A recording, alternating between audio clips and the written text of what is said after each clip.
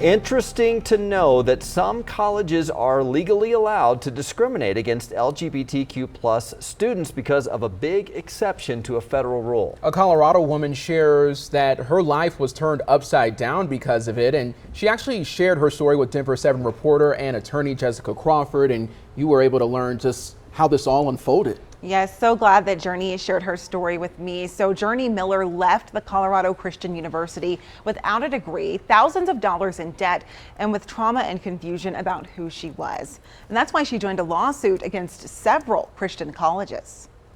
Not much seems to have changed at Colorado Christian University since fall of 2017. But former student Journey Miller says she's changed a lot. My mental health had really deteriorated, so I started self-harming, and my anxiety was really bad. She first decided to go to CCU because of her faith and a scholarship. Throughout high school, I continued to be really involved in the Christian faith, so it made sense to me to continue along that path. So there was definitely the honeymoon phase where I was really excited to be there. And another honeymoon phase was beginning at that time as well.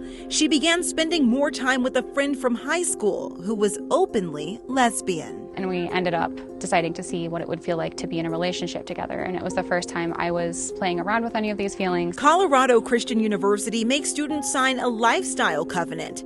It includes a commitment to the confrontation of community members when they stray from the values, morals, and commitments of the school. Miller's same-sex relationship was considered a violation of the covenant because it was not love within a heterosexual marriage. My roommates kind of started to piece it together and ended up confronting me about it. They ended up reporting me to the disciplinary board. Miller says the school told her she would need to break up with her girlfriend, renounce her behavior, and do mandated therapy through the school if she wanted to stay enrolled. Those meetings were targeted towards getting me away from the homosexual lifestyle. Miller says the experience began taking a toll on her. Everything just spiraled, and so to preserve my own safety and sanity, I decided to leave. We're seeing schools invoking religious freedom to support discriminatory policies against LGBTQ people. Journalist Deborah Gian Lee, a contributor for Esquire and the Economic Hardship Project, wrote about Miller's story in the article Persecution in the Name of the Lord.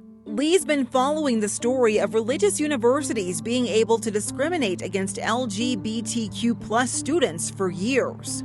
Lee's article points out that the religious exemption to Title IX allows religious colleges and universities to discriminate against LGBTQ plus students without penalty. They can even receive a religious exemption after a Title IX complaint is filed against them. So a lot of the people who are going to be watching this are parents. Why do parents need to know that this is going on? I had a lot of early readers of my story, and a lot of them were parents who said, wow, I had no idea that this exists. I had no idea that I could send my child to a school that seemed great and that they would be subjected to this kind of treatment that could completely derail their lives. Miller was one of many students who joined the Hunter v. U.S. Department of Education case, challenging the religious exemption to sexual and gender minority students who attend private religious colleges and universities that receive federal funding.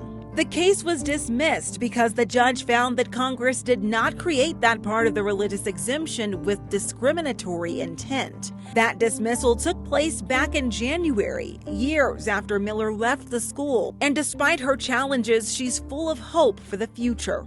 Part of the reason why she's one of the plaintiffs appealing the court's decision to dismiss the Hunter case. What do you want the ultimate outcome of this lawsuit to be? I think the biggest thing I hope for with it is just to bring awareness and educate people.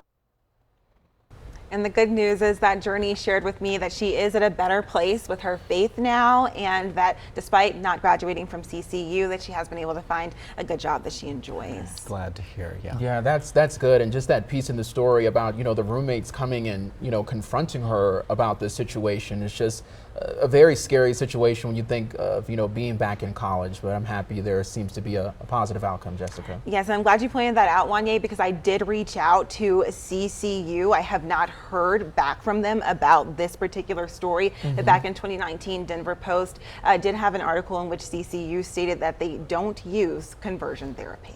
All right. Thank you so much, Jessica, for that report.